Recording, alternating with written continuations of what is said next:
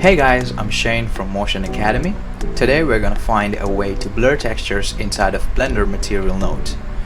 If you wanted to fade your texture maps while working on projects without opening Photoshop or any other image editing software, or simply are looking to learn something new, this tutorial is for you. We're going to show you a quick and easy method to blur textures inspired by Be Wide Node Pack for Blender. So let's get right into it. So we're gonna start by opening a new Blender scene, and we're gonna create a mesh plane, and we're gonna go on to the top view so we can see what's happening here. I'm gonna switch into viewport shading, and we're done. We can start creating the node setup. We can go into our shadings tab, hit 7 again. I'm gonna focus on my object. I'm going to adjust my viewport. Okay, great. So create a new material. I'm gonna rename the material to matte.blur_test, and I'm gonna switch into viewport shading here. We're gonna start by adding a image texture. Once again, this setup works for any kind of textures, but for this tutorial we're going to use a pre-made texture that we're going to import.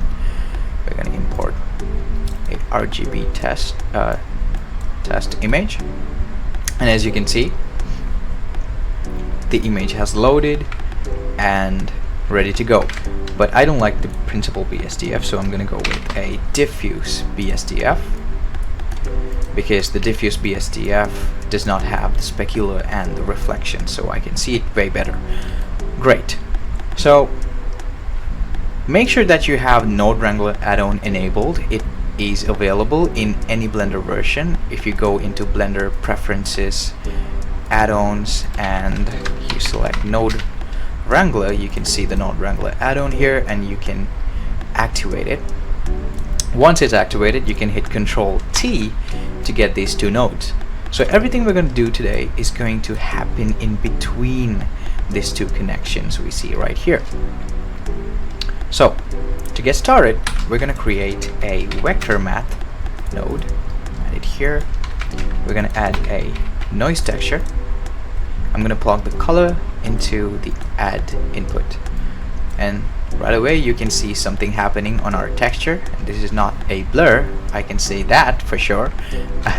So I'm going to increase the scale to a very high number, and you can see that it kind of fakes a blur effect. But if you zoom in, what happens is the noise texture is being scaled up by a higher value, and if you zoom out, it looks like it's blurring everything. So this is basically the backbone of what we're going to do today, but we need more control over this entire setup.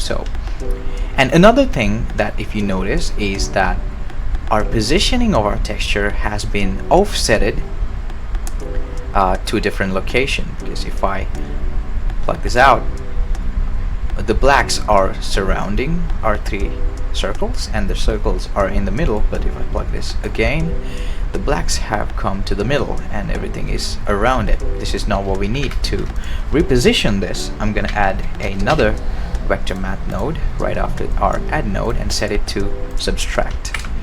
And if I subtract this by a value, which is going to be 0.5, it comes back to our original position, and this is what we need. But we're not done yet, because how do we control this blur effect? Like if I want the blur effect to be somewhere a little bit lower than this or higher than this, or if you want to control it, basically, how do you do it? So what I'm going to do is add a mix color node. I'm going to delete the value, set this to black, and factor to 1. It comes back to its original position because this outputs a gray color, and a gray color kind of signifies the 0.5 value that we created before this. That's great. How do we control the blur value? We're going to do the same. We're going to add a mix color,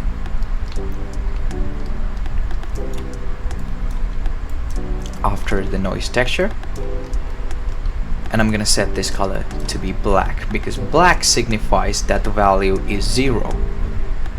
and which means if I set the factor to 0, if I set the factor to 1, I need the blur to be 0, which is what's happening here. You can't see any blur here, but the positioning is offsetted once again. So to fix this, I'm going to flip these two colors, set this to black, and this color essentially needs to be 0.5, not 1. Right, so now if I reduce this value to 0 and reduce this value to 0, the blur is activated, and if I increase this factor to 1 and increase this factor to 1, the blur is gone. So let's connect these two factors together by a value node. Great. Now I can control both these mix nodes by just one value, and if I set this to 1, the blur is gone, and if I set it to 0, the blur is back, and if I have it somewhere in between, I can control the amount of blurring that's happening in our texture. That is great, but I want the blur to be high when it's 1, and I want the blur to be gone when the value is 0. How to do this is simple as adding a invert node after the value. So it inverts our value from 1 to 0 and 0 to 1.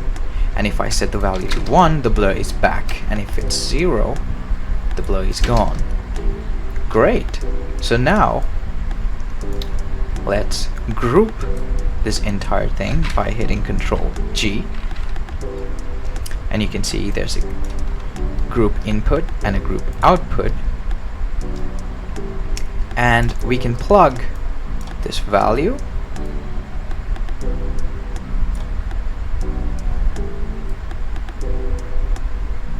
onto the group input and hit N to get the input settings. I want this color to be a value, so I'm going to set it to float.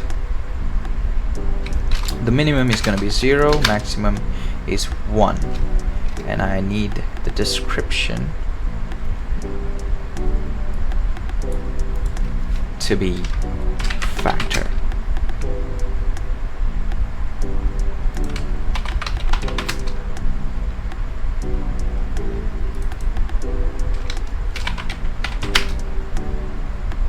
That's great.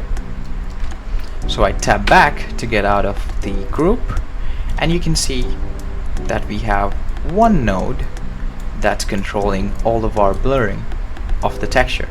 So if I increase the factor, it's gonna blur, and it's going to clamp at the value 1 because we set the maximum value to be 1 and the minimum value to be 0, and now we essentially have created a successful blur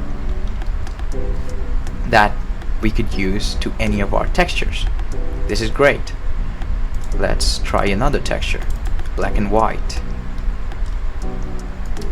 If it's set to 1, it blurs everything. If it sets to 0, the blur is gone. One more thing is that if you set it to 1 and you see that there's this white color coming from the right side, even though there's no white color over here, the reason why this is happening is because of the tiling of the textures. Because if you move the texture in the x-axis, you can see it's tiled, so what's right next to this black is white color, so that's why it's bringing in a white color from the side. And if you don't like that, you can simply hit extend here so it does not repeat the tiling. And once you hit extend, basically all the corners are extended in all directions, so it does not bring that effect. 0, no blur. You set it to 1, full blur.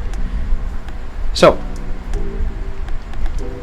I hope you guys enjoyed this video. I hope you guys learned something new. So subscribe and like, and thank you for watching. See you. Bye bye.